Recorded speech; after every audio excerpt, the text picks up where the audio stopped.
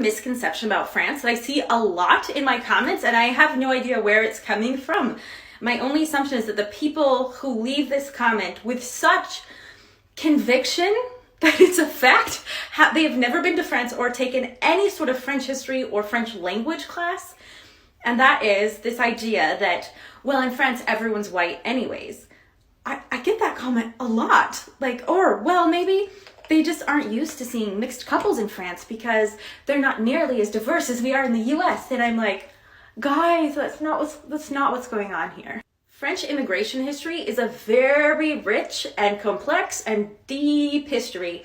And I met people while I was living in France that came from countries that I had never even heard of while living in the US. Now, if we're comparing apples to apples, I guess we're comparing larger cities to larger cities in France as well. I'm sure if you went out somewhere in the boonies in France, you would find a little village where there were only white people, but that is not normal or to be expected if you move to France. It's really hard to say who is more racially diverse as a whole, the US or France. My initial gut reaction would be to say it's France, but this is really hard to tell for two reasons. First of all, race is a social construct. What people in France might define as a black person is not the same as the ethnic origins that might define a black person in the US. And then secondly, France does not keep race-based statistics, which as an American, you're like, oh, that's so racist. You need to keep, right? Like it doesn't sound like good. Like, what are they trying to hide?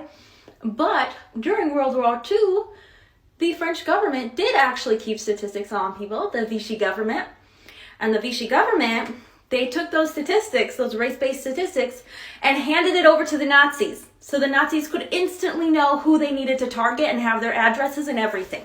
So there is not only the fact that France does not keep race-based statistics, but I'm kind of guessing at this point, if they even tried, there are still a lot of people alive today who were also alive during that period of history, or they have a parent or a grandparent who was alive during that period of history, and they remember it very well, and I don't blame them for not trusting the government with that information. Like, why would you not lie if you had an ancestor or a close family member, oh, there's mascara on my fingers, that's lovely, who was affected by that?